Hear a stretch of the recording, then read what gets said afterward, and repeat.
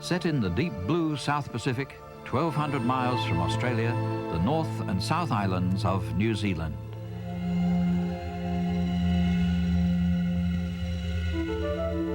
One-28th the size of United States, 3/4 the size of Japan, slightly smaller than Great Britain and Ireland.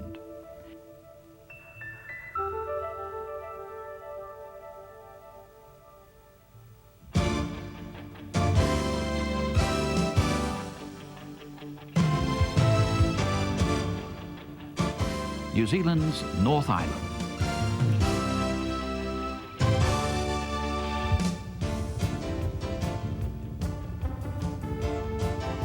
Crystal clear waters and a friendly climate make the Bay of Islands in Northland the closest thing to paradise. There are over 150 islands to explore, every one different and exciting. The Bay of Islands is made for lovers of water sports. You don't even have to own your own boat. You don't have to be an expert. Dinghy sailing, water skiing, game fishing, scuba diving. The important thing is to get out on the water. The sheltered coves and inlets provide perfect conditions for cruising and learning to sail.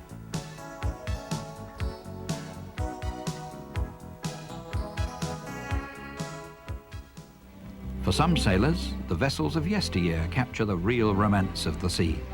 The R. Tucker Thompson is a square-rigged replica complete with canvas sails and traditional running gear. It's all hands on deck or aloft, just like the old days. Once the sails and the course are set, the crew can enjoy some well-earned relaxation. If the early sailing ships made it through the islands, they found Russell a fascinating town with a somewhat checkered history. Russell was the first capital of New Zealand. The town was not always the peaceful spot it is today. In the early 19th century, there were 20 grog shops, frequented by unruly whalers, convicts and deserters. If the revellers weren't in the taverns, they were probably in the local police station, until they cooled off. In the mid-1800s, there were frequent clashes between the early settlers and indigenous Maori. Pompalia House is the grandest of the historical buildings in Russell. It was built in 1814 as a mission and later became New Zealand's first printing house. A different museum aboard the Tui, beached on the Waitangi foreshore. The beautiful three-masted ship charts the colourful maritime history of New Zealand. Relics from old vessels that didn't quite make it to shore have been carefully salvaged and displayed. It's worth a visit just to buy a ticket for a ferry excursion. And who knows what you might find on some lonely island.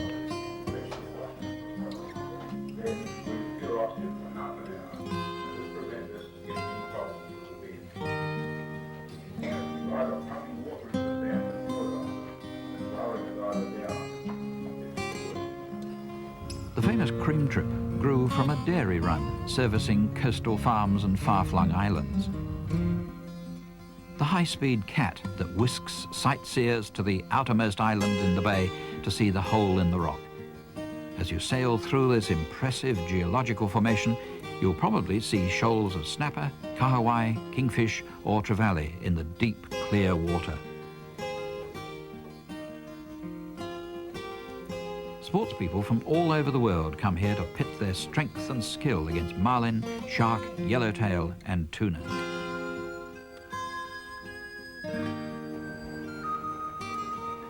And at the end of each day, when the boats return, their pennants signalling a successful catch, everyone gathers at the Russell Wharf to weigh in the trophies.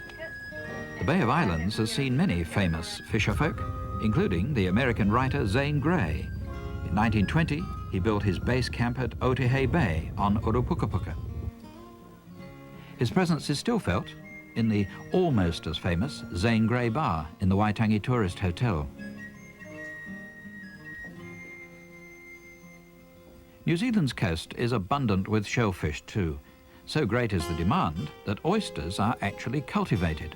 Wooden frames simulate the oyster's tidal habitat. And the end product, on the shell, is absolutely delicious.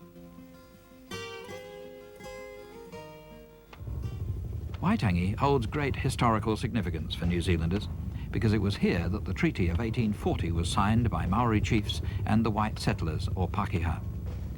The treaty transferred sovereignty of New Zealand to the British Crown and guaranteed some land and fishing rights to the Maori. This treaty has been the basis of our bicultural society ever since. In the grounds of Waitangi is a Maori meeting house with its traditional barge boards representing outstretched arms of welcome. The fine carvings and panels display the craftsmanship of many of the tribes. Painted panels, beams and rafters represent the backbone and ribs of the Maori ancestors. The ornate wooden carvings in great slabs of the native totara tree are inlaid with paua or abalone shell and flanked by tukutuku, woven with flax. The Bay of Islands was the scene of fierce disputes between Maori and European in the mid-1800s. The Russell flagstaff was chopped down many times in protest by the Maori warrior Honeheke. During these clashes, the stone store on the Kerikeri Inlet was used as an ammunition magazine. These days, it's a museum. Just across the road is Rewa's village, a life-size replica of a pre-European Maori living area, not to be confused with a fortified pa. The village, or kainga, with its thatched buildings, is simple accommodation near their gardens or place of work. At Rewa's village, there are many different types of early buildings, and out of reach of predators and children, pataka or food stores. Missionaries arrived in New Zealand in 1814. The first mission, headed by Reverend Samuel Marsden, brought the Christian faith to Northland. They were eager to convert the heathen settlers and the Maori. In Russell is New Zealand's first church.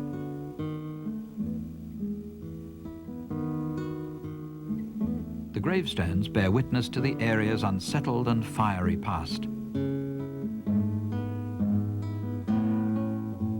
Even the church was not left unscathed.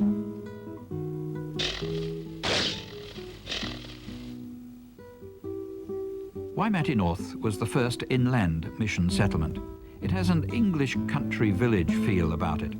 Perhaps it's the grand old oak trees and churches which were built by the English missionaries. There are a lot of early churches in Northland, all built by the missionaries and looking like some small corner of England.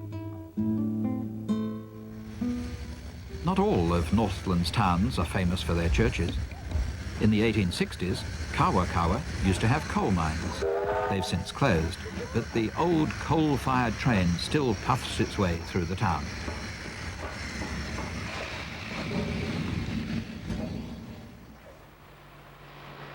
Believe it or not, this West Coast beach is an official roadway.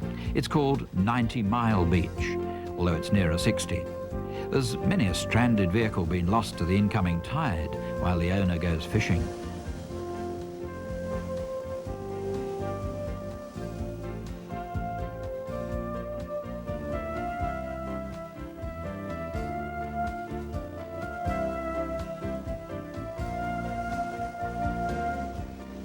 The roaring surf and white sand stretch from Ahipara to Cape Reinga, New Zealand's northern tip. A calm, sunny day disguises the turbulent currents where the two great oceans, the Pacific and the Tasman, meet. The lighthouse was built in 1941. And yes, we're a long, long way from anywhere.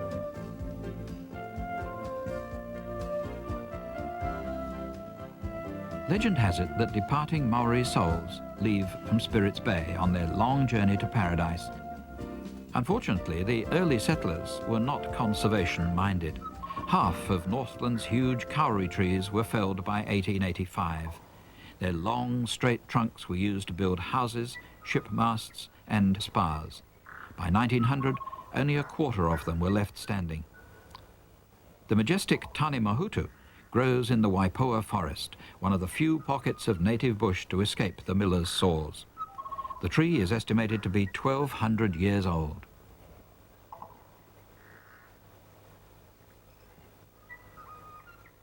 Kemp House is New Zealand's oldest kauri dwelling. It was built in 1821 in Kerikeri for missionary James Butler, but preserved by his successor, James Kemp. One of the most impressive Kauri homes is on Kawau Island. It was built in the 1860s by Sir George Grey. With imported animals and plants, he transformed the island into a veritable Garden of Eden.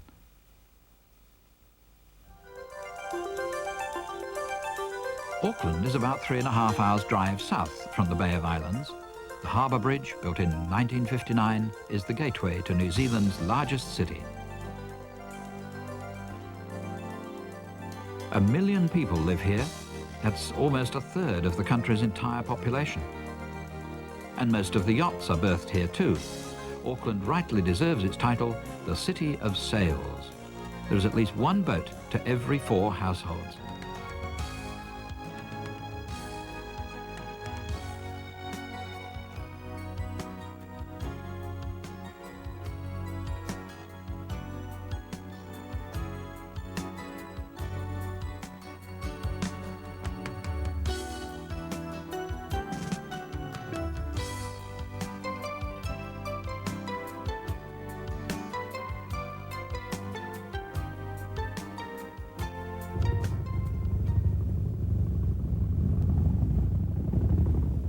Auckland's skyline is changing rapidly, especially along the Golden Mile, Queen Street.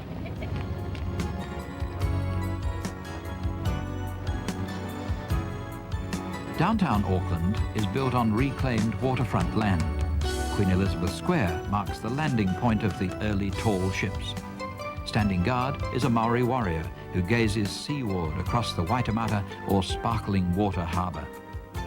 Although Greater Auckland is one of the most sprawling cities in the world, the central business district is having to reach skywards to accommodate its rapid growth. Expansion has seen the death of many old buildings. A few, like the ferry building, have been lovingly preserved. It now houses restaurants.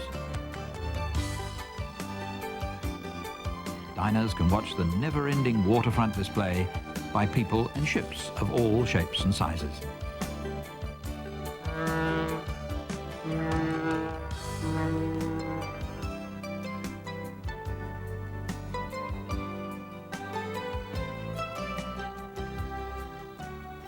Auckland is built on an isthmus, bounded by 2 harbours. On the eastern side is the deep and peaceful Waitemata with its busy port and safe beaches. The west coast, with its Manukau harbour, is more rugged. Black sandy beaches and wild surf, a delight for surfers, but less welcoming to shipping. Go diving without getting wet? Kelly Tartan, who realised his dream in building underwater world, wanted to share his love of diving with everyone.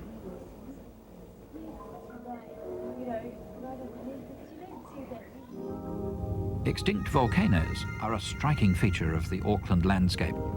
Most of them, like Mount Victoria, are terraced by the pre-European Maori. North Head is now part of a naval base, standing sentinel at the Waitemata harbour entrance, but it used to be a fortified pa. The Maori warriors protected themselves from enemy tribes by digging deep trenches and constructing high wooden palisades. One Tree Hill used to house 4,000 warriors. It was the site of many bloody battles in the 1700s and the early 1800s. Auckland's founding father, Sir John Logan Campbell, is buried at the summit. The obelisk expresses his love for the Maori people. Mount Eden has the most accessible crater. From here you can look across to Auckland's youngest volcano and favourite landmark, Rangitoto. Rangitoto erupted lava only 750 years ago. It has no soil, no water, but miraculously over 200 types of hardy plants.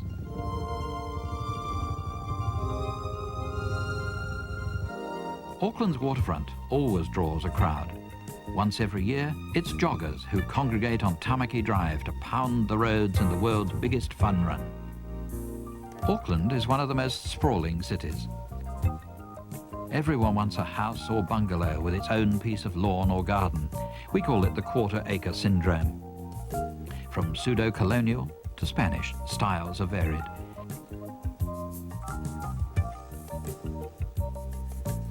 In recent years, the older houses have become popular. A favourite pastime amongst young New Zealanders is do-it-yourself house.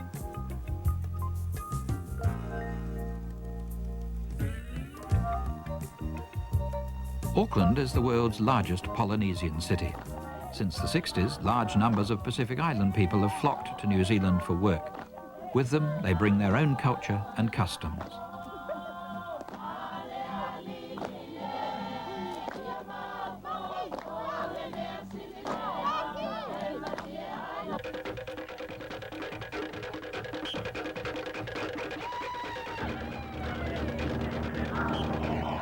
It's been called culture, heritage, even religion. Our national sport, rugby football.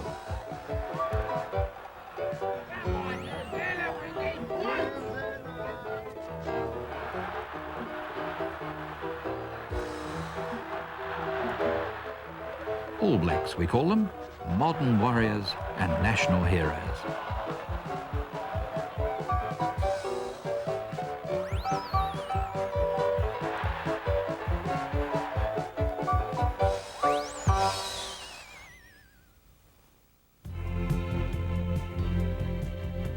The Waikato, meaning full-flowing river in Maori, is the longest in the country. It follows a 220-mile path to the sea. For the early Maori, it was an important trade route. Today, the river's shape and flow has been altered by 7 hydroelectric power stations. Artificial lakes have been created. The river's slowed, making conditions perfect for up-and-coming Olympic rowers.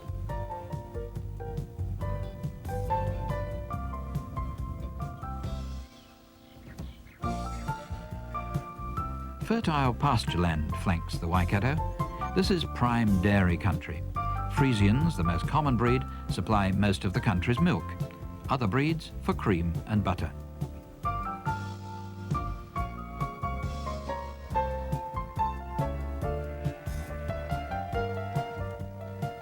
The New Zealand dairy farm is highly mechanised. A rotary shed can milk 500 cows in under 2 hours. That's a lot of milk. Dairy products are one of New Zealand's biggest exports.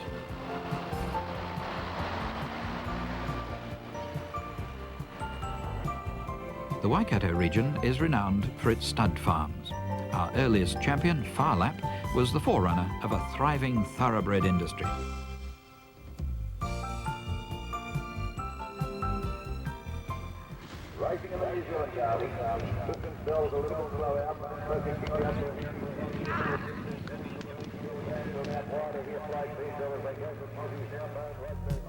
Perhaps one day he'll be another Fiordland.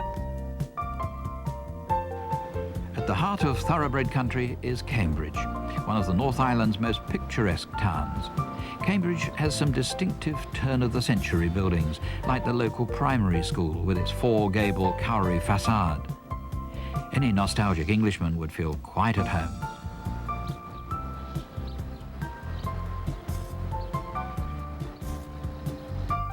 The Glowworm Cave is one of the region's biggest tourist attractions. It's called Waitomo, or cave water, and folk from all around the world seem to have heard of it. Over millions of years, water has formed a labyrinth of limestone tunnels. Dripping water has shaped stalactites and stalagmites in eerily beautiful forms. The magic subterranean world is lit by a galaxy of glowworms. Their lights designed to attract moths and flies, and tourists. Glowing health is the expectation of every Kiwi. There's plenty of sunshine and fresh air to share around at Mount Maunganui Beach. The water's clear and refreshing, and the crisp air is attractive to any flying Kiwi.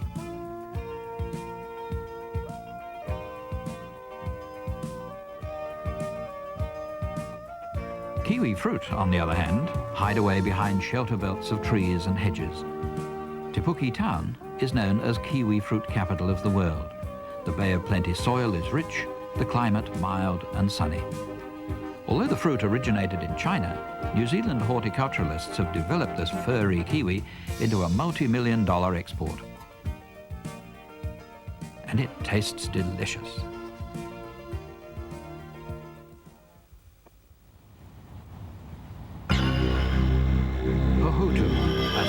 rushing, boiling hot release of geothermal power. Geysers and mud pools and an ever-present smell of sulphur certainly make you curious about what's underneath. Rotorua lies in one of the world's most active volcanic zones. The Earth's crust is thin. Boiling water hisses and belches its way to the surface.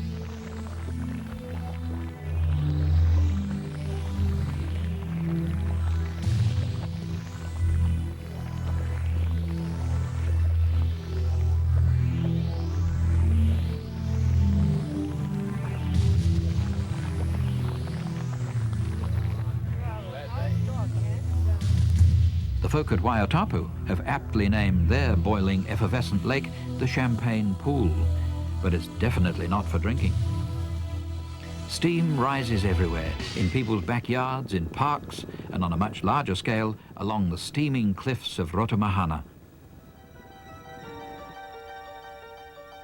Te Wairoa, the tall waterfall, is a tranquil place for a stroll, but it wasn't always so peaceful.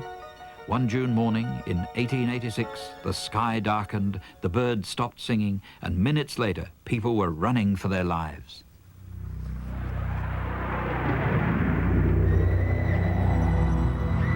Tarawera, the great volcano, was erupting. Villagers took shelter wherever they could, but many were buried alive. Over 150 people were killed, caught under nearly 9 or 10 feet of boiling mud and debris. When the houses were excavated, history was uncovered. Te Wairoa Buried Village, as it's now called, provides a unique time capsule recording the life of those early times.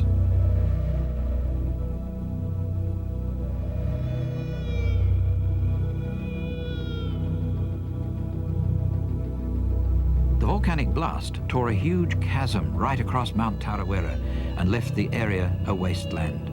The lush native bush that covered the mountain was instantly reduced to ash and cinders. Despite its barrenness, this otherworldly landscape has its own sinister beauty.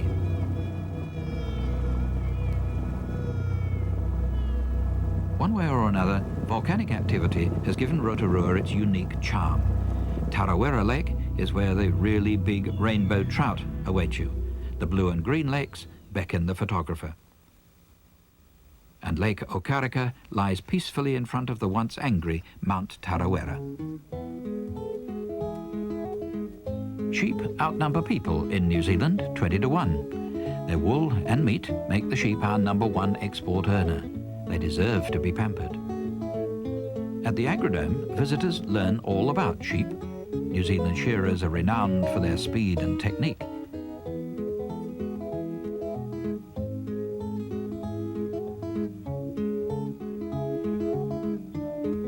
$60 million sheep can't be wrong. It's good to lose your wool at least once a year. Just think of all those clothes and carpets.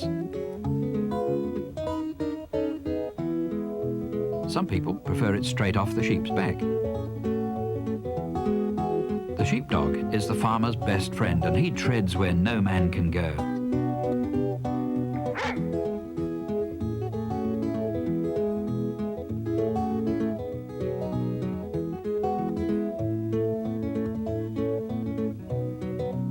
In New Zealand farming on difficult and remote terrain, machines will never replace the dedicated and intelligent sheepdog.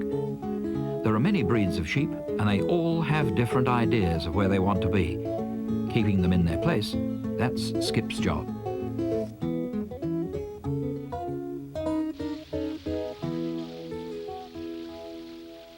New Zealand rivers teeming with rainbow and brown trout attract fishermen from around the globe. But at Rainbow Springs, they're not for catching, just for looking at.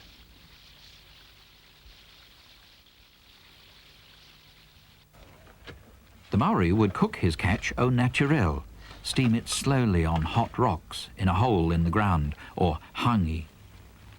Rotorua is New Zealand's best-known centre of Maori cultural activity. History, legend, arts and crafts are all on display in this unique thermal setting. Maori carvings recalling genealogy and legend adorn meeting houses on marae throughout the country. They have also earned a place in art galleries and museums in other parts of the world. The resurgence of Maori art has seen many young people trained by master carvers. Loving hands put life back into ancient forest timbers.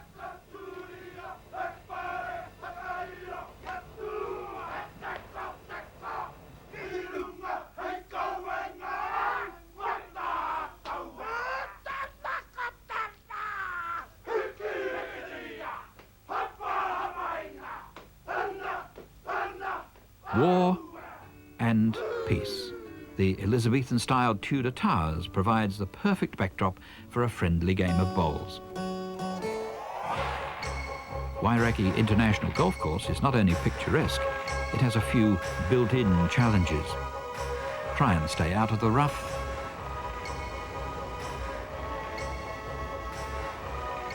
Wairaki thermal energy is harnessed to produce electricity. The whole valley shakes and rumbles as tremendous dry steam power is piped to the turbines.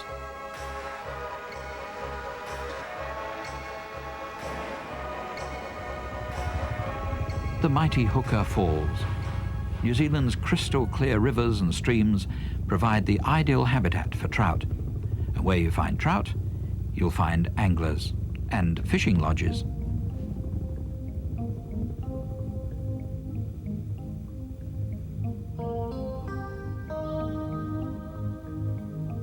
In New Zealand, you can't buy a trout in a shop. It's against the law. Keen sportsmen have seen to that. So, if you want a trout, you have to catch it yourself. The Tongariro River, like all the others in the central North Island, flows down from the mountains of Tongariro National Park, cool and clear. Hydro dams, too, provide deep holes and swirling currents, home for many a wily rainbow trout. The Tongariro Trout Hatchery sees to it that the fish remain plentiful. The first rainbow ova came to New Zealand from California in 1874. Since then, the Turangi hatchery has exported over to many countries, including back to California.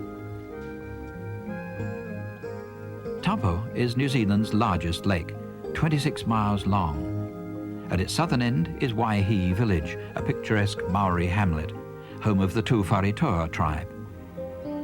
St Werenfried Church may look European on the outside, but inside there's a strong Maori influence.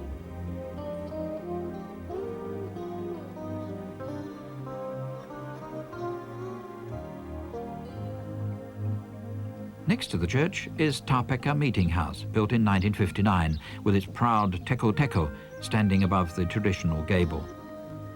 Just south of Lake Taupo is Tongariro National Park, with volcanoes, snow, native bush, alpine scenery, and a grand old hotel, the Chateau, built in the 1920s. At park headquarters, rangers are always on hand to explain the features of the park. There are many scenic walkways. You can take a 20-minute stroll to a waterfall or go on a 5-day trek, staying in one of several huts.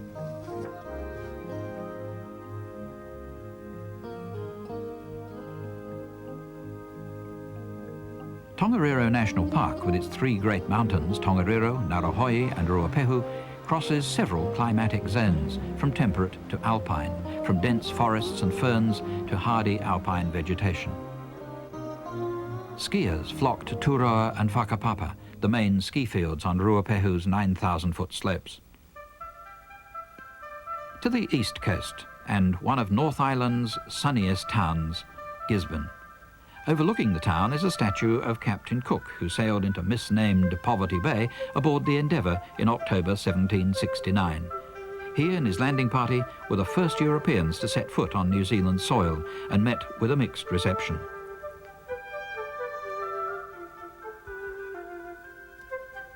Nick, the surgeon's boy, was the first to sight land. Today he looks out over a busy port to the headland named after him, Young Nick's Head. Gisborne is Captain Cook country. Replicas of the great white bird Endeavour seem to pop up everywhere. Gisborne residents are proud of their town's rich heritage. The earliest European house, Wiley Cottage, has been lovingly preserved.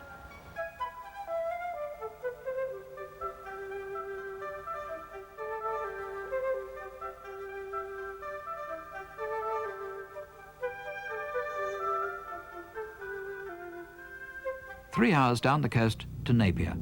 1931, a violent earthquake reduced the town to rubble. 256 people were killed.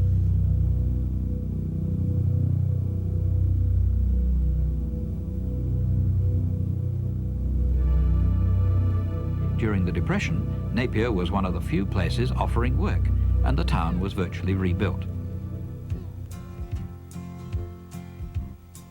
Art Deco designs were in vogue at the time. Today's bustling reconstructed town has an unusual blend of that style and traditional Maori motifs. Napier's living attraction, marine land.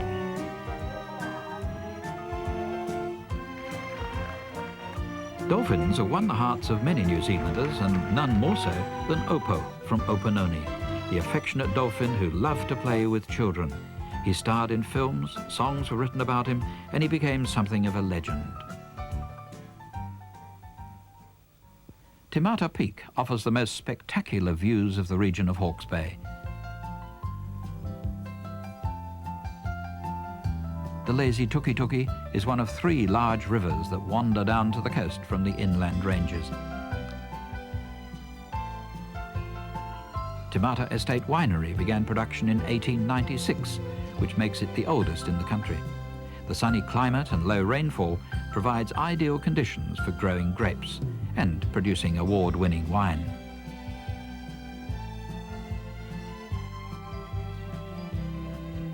Taranaki has a wild and varied coastline with black iron sand dumped on the shore as recently as 250 years ago by the then active Mount Taranaki.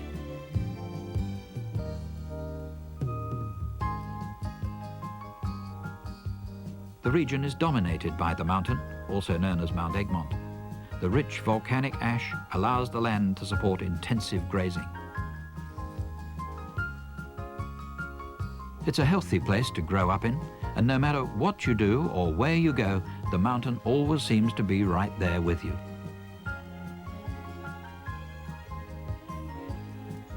Taranaki, like the Waikato, is dairy country, thanks to the climate and extensive research into the growing of our most successful crop, green grass.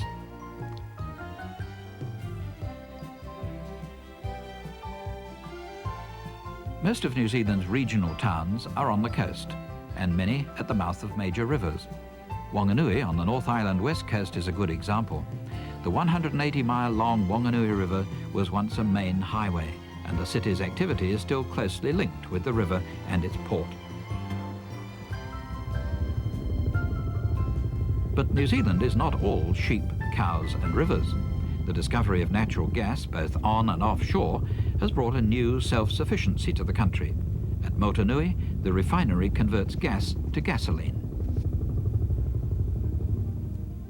When you arrive at Wellington by air, you land at one of the world's most interesting international airports, the wild waters of Cook Strait at one end and Wellington Harbour at the other.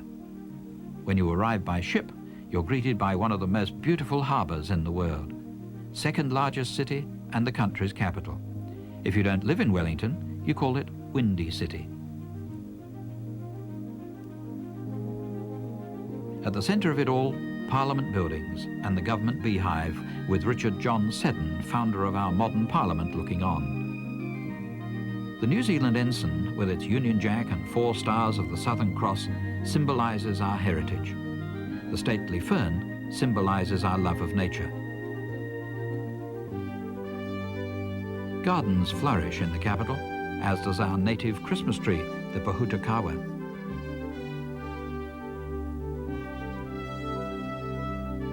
Wellington takes pride in its short history.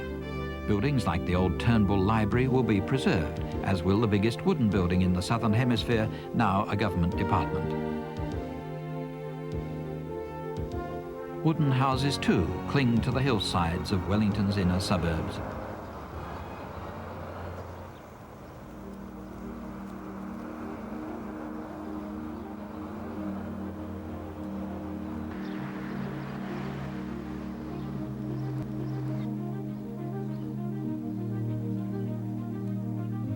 Something of a monument in the city is the railway station. The days of steam have gone, and today's commuters travel on fast electric units.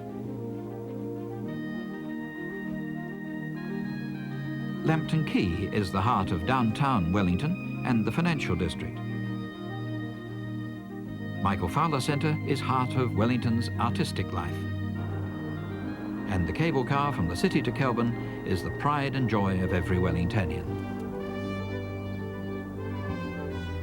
Beyond the distant hills lies a whole different New Zealand experience, the South Island. It's a short flight or a trip on a roll-on, roll-off ferry. Out across Cook Strait to the land South Islanders call the mainland, the real New Zealand.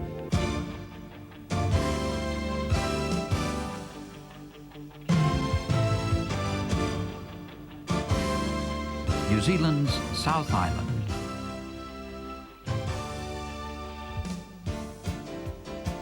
From the North Island, only a ferry ride across Cook Strait, named after James Cook, the first European to realise that New Zealand wasn't just one big island. To Picton, nestled deep in the Marlborough Sounds. It used to be a busy whaling and trading port. These days it serves as a stepping-off point for the thousands of tourists who visit the south each year.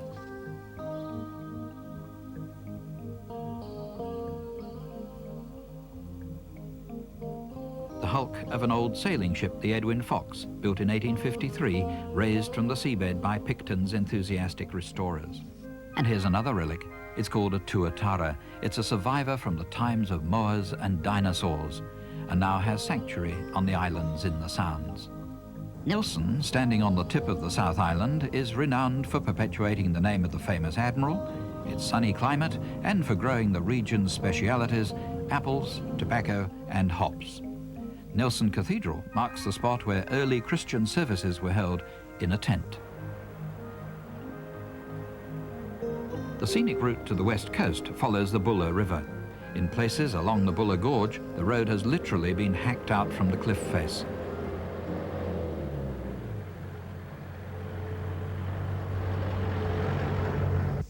A good place to stop for a trip into nostalgia, Shantytown.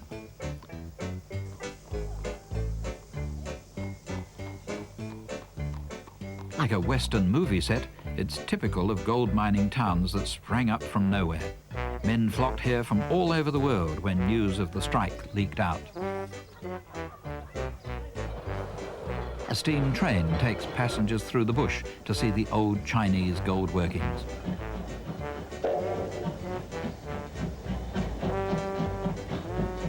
Panning for gold was and still is a painstaking business. It helps to have an expert on hand. Once you've learned the tricks of the trade, you're welcome to buy your own pan and head out into the bush in search of your own stream and perhaps the big strike.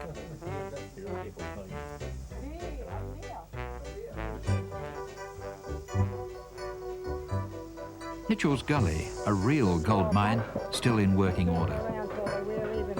The water wheel operates the stamping battery, which crushes the rock into small pieces. Each stamper weighs 25 pounds and drops 60 times a minute.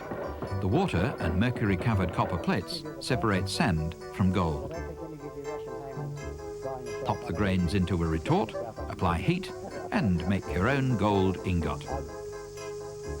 42 years since I learned French in school. It all looks so easy, but remember, it was all pick and shovel work in the old days.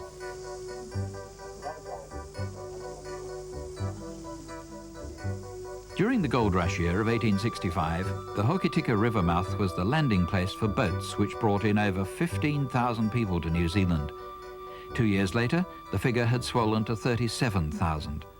Today, the capital of the goldfields, Hokitika, has reverted to a small, quiet town.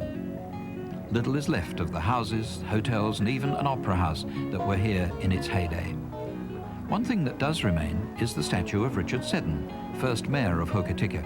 He became New Zealand's longest-serving premier, which earned him a place outside Parliament in Wellington. Greenstone, or jade, was found in large quantities in the Hokitika region. A much prized possession of the Maori people, it was used for making tools, weapons, and ornaments. The love of greenstone lives on. Today's carvers have quite different visions, but perhaps also inspired by legend or nature. A greenstone tui, or parson bird, whose feathers were also prized by the Maori.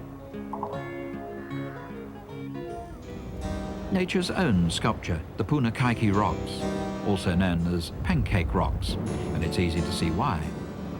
Anyone for maple syrup?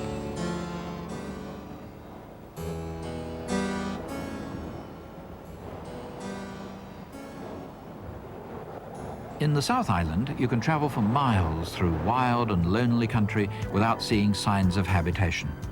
Crossing from the west to the east coast, the first town you'll encounter is Kaikoura, which used to be one of the largest whaling settlements in the South Island.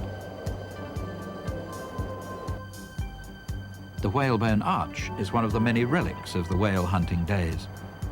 Kaikoura has a whole whaling museum which recalls some of the great catches, from launching the boats to extracting oil from blubber in the try-pot. Today's boats have to contend with the same wild Pacific, but are looking for smaller denizens of the deep, the more succulent crayfish.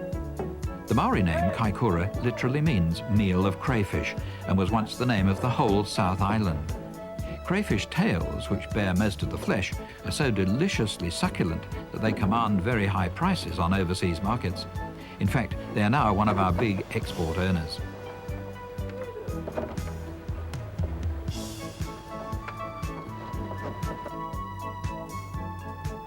The fishing's good round these parts. The local cormorants seem to think so too.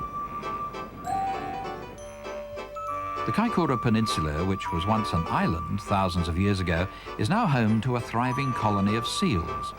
Somehow they managed to survive the mass slaughter by Sydney-based pelt hunters early last century. Today, seals and all marine mammals are protected by law, a comforting thought.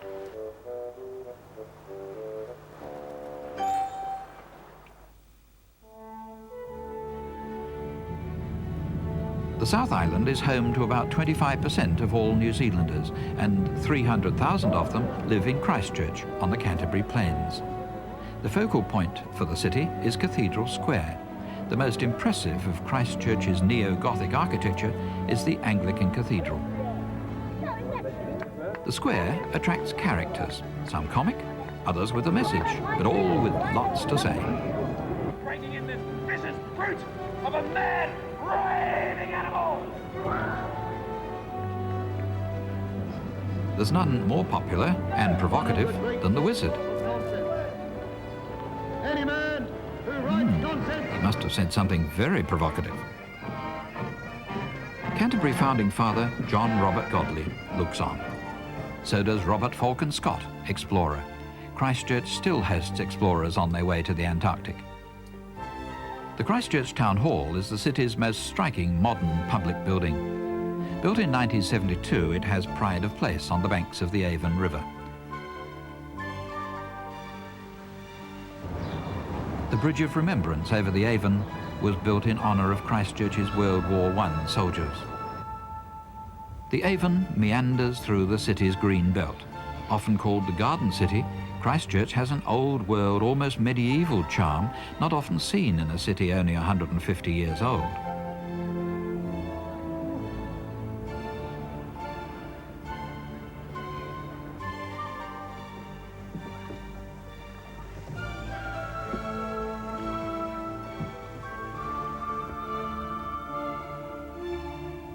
The Botanic Garden's neat lawns, woodland and formal flower beds are encircled by the river.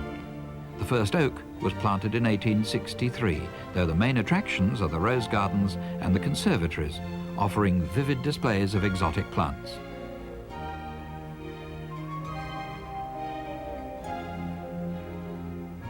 More English than England, that's what they say about Christchurch.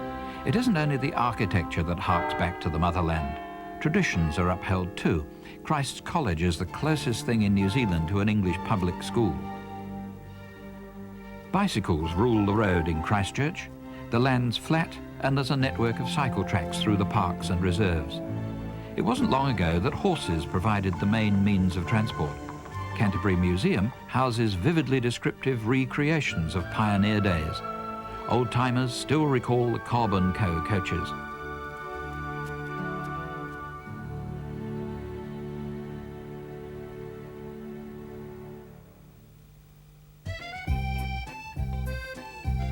Entering Akaroa is like moving into a time warp. French colonists put down roots here in 1840, only to find that the British had already claimed sovereignty of the South Island. There's still a strong French flavour in the town, though most of the buildings that remain are Victorian style.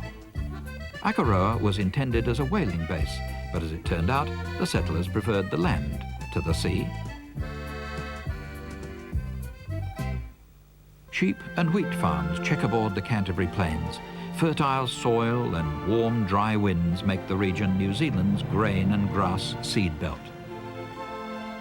Sheep farming has a long tradition in Canterbury and the adjoining Mackenzie country. In the 1850s, shepherds and farm labourers were among the first British migrants, so wool quickly became the major export. Lush green grass turned into hay for the winter allows livestock to live outdoors all year round.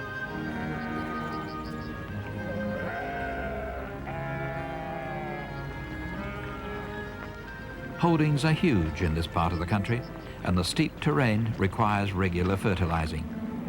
Aerial top dressing was pioneered in New Zealand and has turned large tracts of unusable country into pastoral lands.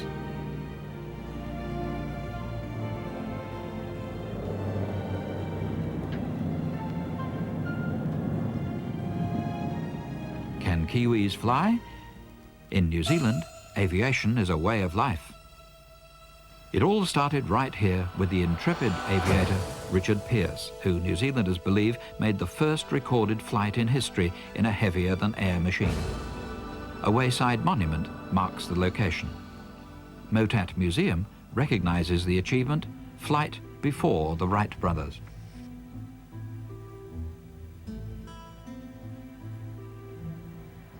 You could be the only person on the planet in parts of the South Island. The barren scrub and tussock lands are grazed. Sheep in their thousands just disappear into the hills to be rounded up on horseback or even by helicopter a couple of times a year. This awe-inspiring country has some unforgettable scenery. Lake Tekapo, with its quaint and solitary Church of the Good Shepherd, is like an oasis.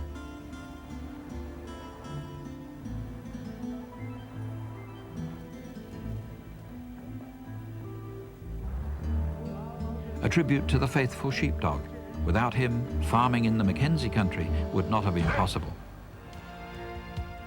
For the best views, it's up into the hills any way you can get there. The reward, panoramic vistas of ice-blue Lake Pukaki. Choose 3 horsepower or 4-wheel drive.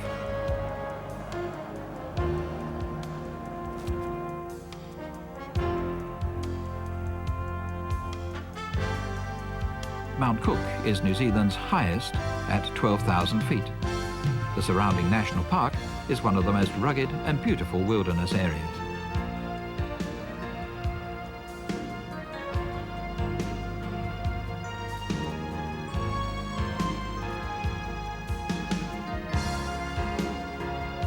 The Hermitage is typical of the quality tourist hotels situated in the remotest spots to take advantage of South Island's dramatic beauty.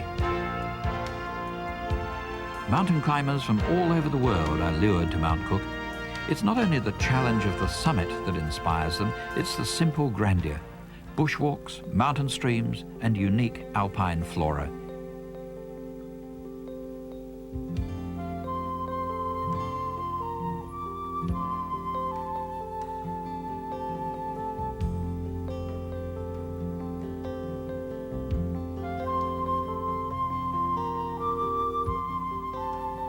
You don't have to be a mountain climber to explore Mount Cook National Park.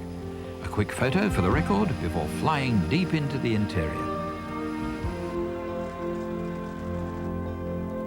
There are 15 peaks over 9,000 feet high, and glaciers, pinnacles of ice, bottomless chasms, and long stretches of powder snow that attract skiers from all over the world.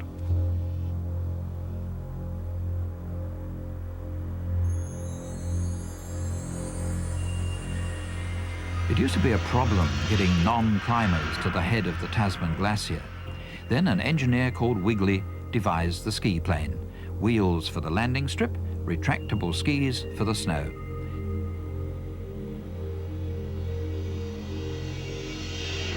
Tasman Glacier is 18 miles long, the longest in New Zealand. Up here, it's all beautiful and irresistible, but further down, its icy surface makes it one of the most demanding and thrilling ski slopes in the world.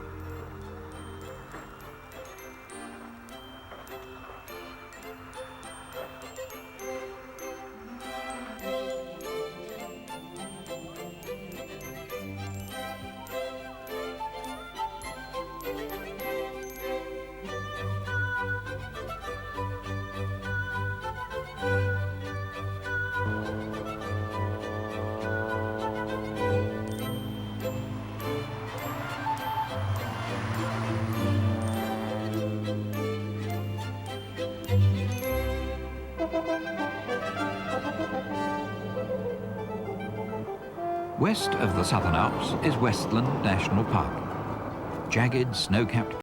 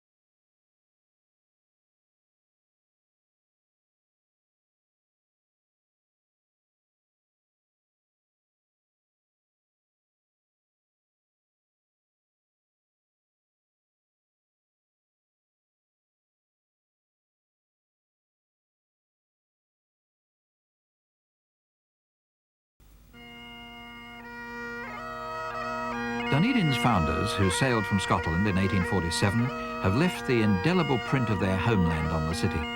Larnock's castle is as solid as any building in Scotland. The Scots settled comfortably in countryside that wasn't much different from the Scotland they'd just left.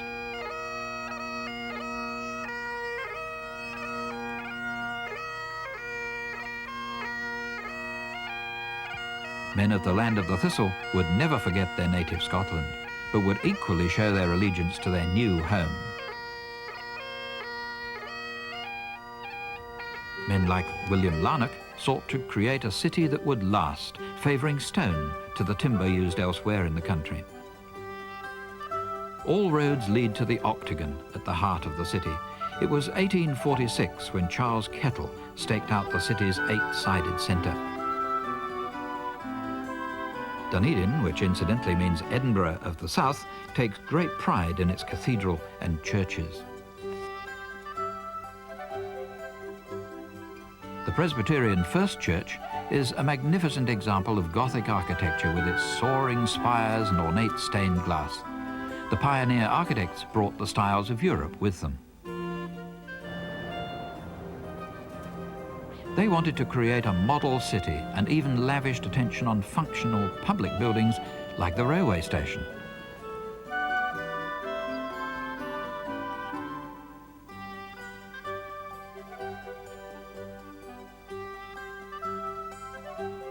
And the Law Courts, with its Gothic facade, built in 1902 for only £20,000 sterling.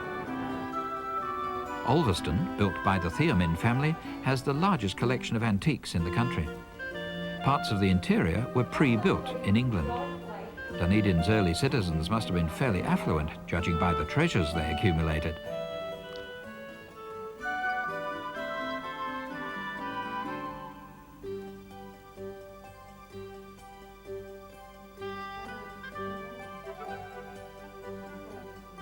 Ulverston houses the Cigarette Smoker, a national treasure, painted by the artist Sir William Goldie. Goldie's realistic portraits, held in museums throughout the country, opened the door on the Maori way of life, barely tainted by European influence. Scottish poet Robbie Burns has pride of place in the Octagon, and more than a passing interest in Dunedin. His nephew, Thomas Burns, was an early Dunedin religious leader. Many cities, including San Francisco, claim the world's steepest street, but Dunedin's is straight and narrow.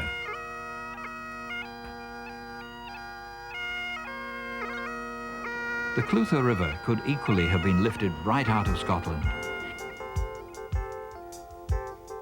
And Roxburgh takes its name from the ancient ruins on Scotland's Teviot River. For New Zealand, Roxburgh means hydroelectricity. When it was built in 1962, it was our largest dam, over 200 feet high, with a 20-mile lake behind it. Roxburgh also means orchards, irrigated by the Clutha's snow-fed waters, apricots, peaches and delicious nectarines.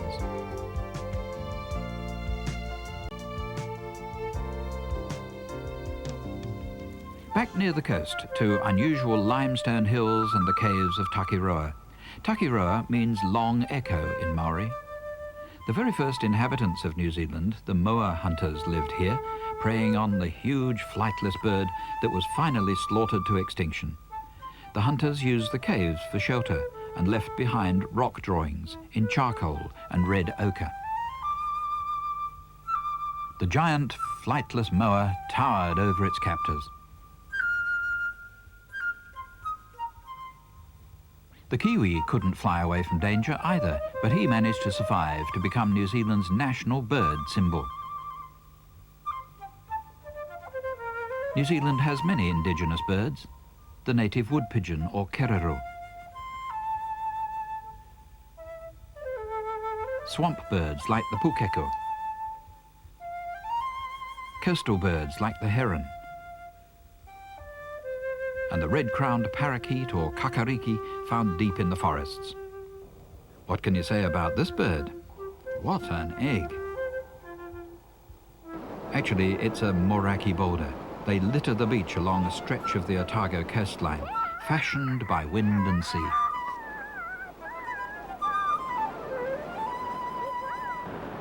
As are the cathedral caves on Waipati Beach.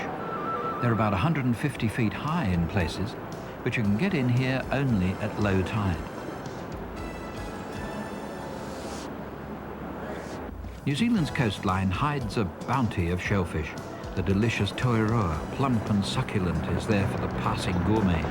In season, it is. Seahorses?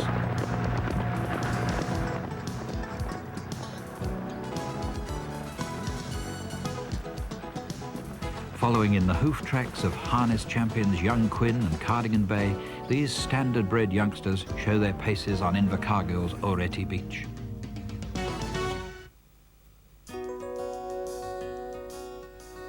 The tourist mecca of Queenstown. The burgeoning town faces the cool southerly breeze to take advantage of the spectacular views across Lake Wakatipu. There's no shortage of hotel accommodation.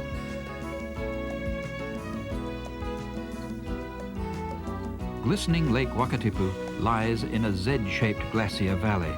It's the second largest South Island lake.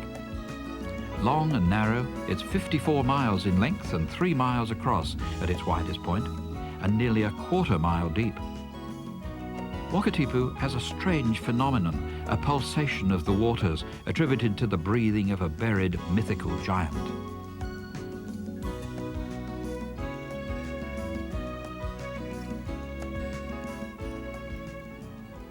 The lady of the lake, the stately Earnslaw, once carried wool bales and timber. Now she dreams a little and reminisces with Queenstown's visitors.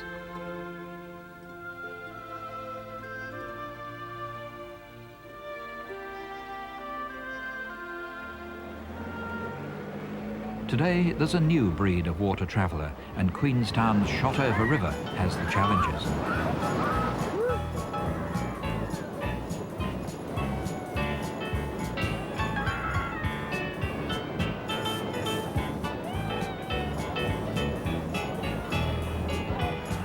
Too slow? Try another New Zealand invention, the jet boat.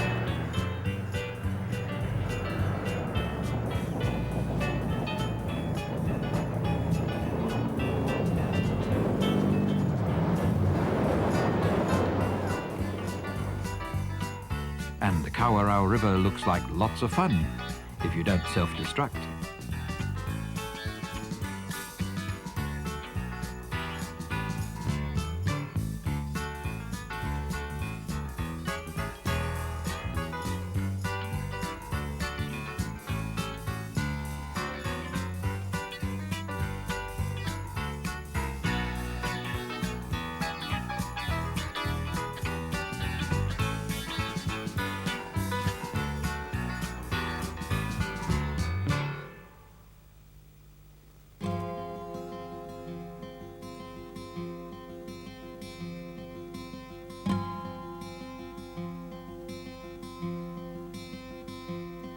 Back down to earth and leave civilization behind.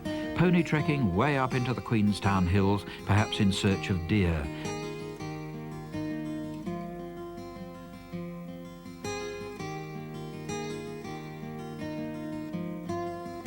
And they can be found in captivity, bred for venison.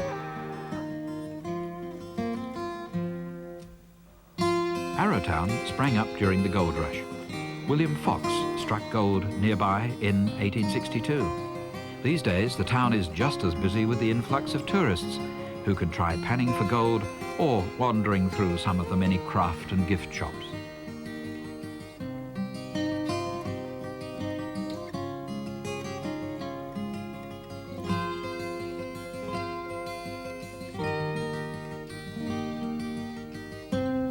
Arrowtown streets are lined with quaint 19th century miners' cottages and shady sycamore trees worth capturing on canvas.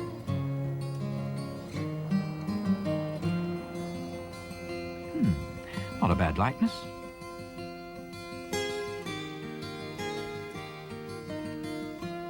Lake Hayes, named after European explorer Bully Hayes, is also known as Wai Whakaata, or water that reflects things.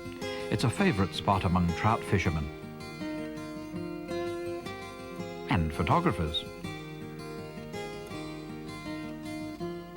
and golfers.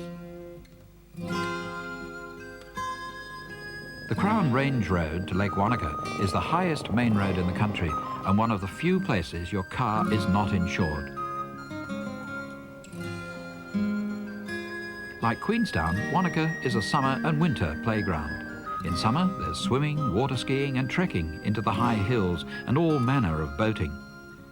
Wanaka is the headquarters for New Zealand's second largest national park, Mount Aspiring National Park, and the quick way to get to the action is by hovercraft. The historic Haast Pass is the linking highway to the west coast. It follows the old Maori greenstone trail, which was rediscovered by the gold prospector Charles Cameron in 1863. The pass was named after Julius van Haast, who followed later. The Haast Pass has the highest rainfall in the country, but because it's the lowest alpine pass, it's rarely snowbound. Until 1880, the pass was only the Packhorse Trail. In 1929, roadworks began, but it wasn't until over 30 years later that Wanaka was finally linked to the coast at Haast. Farming folk were freed from decades of isolation, and people were given access to some of the country's most striking scenery. Pick and shovel may have helped form the Haast Pass, but wind and sea alone have worked together on dramatic formations along the coastline. The Three Thimbles are typical of the West Coast's rugged beauty, with native forest reaching right to the sea.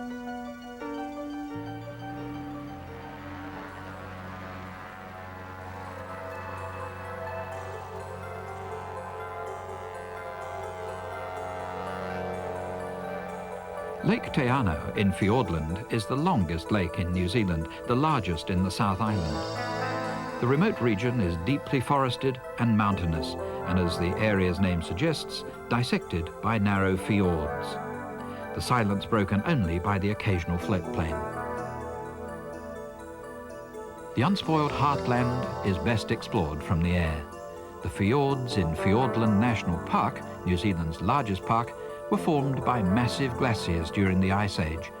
Mountains soar vertically from the water's edge. Much of the area is impenetrable. The quiet inner reaches have been left untouched. Well, almost.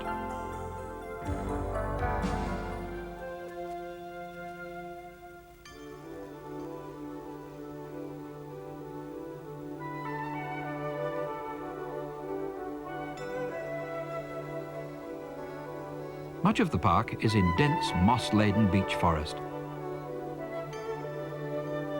alive with the shrill cries of native birds.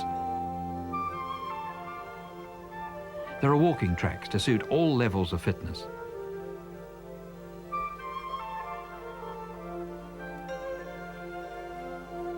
The finest walk in the world, they call it the 35-mile Milford Track. You can do it the hard way, carrying all your own gear, or go with a guide and have food and accommodation supplied. It starts with a launch ride to the head of Lake Te Anau. Explorer Quintin McKinnon was the first to forge his way across the rugged mountains into Milford in 1888. Only 4 years later, he drowned in the very lake that marks the beginning of the walk, Lake Te Anau. The sort of landscape the track traverses is densely wooded, the lush native ferns and trees fed by the heavy rainfall. Watch out for the cheeky care, or mountain parrot, who, rather like the magpie, will steal anything. The reward for aching muscles and shoulders is the superb views along the way, and finally traversing the McKinnon Pass. Then it's the spectacular Sutherland Falls cascading from a mountain lake. Milford Sound, in its unparalleled beauty, the airstrip dwarfed by surrounding rock faces.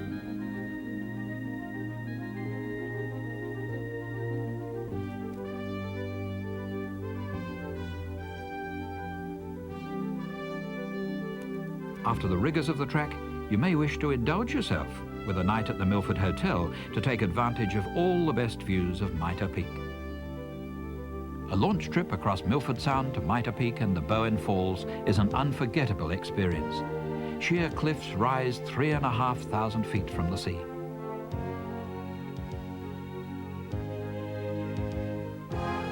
Mitre Peak is the king at over 5,000 feet.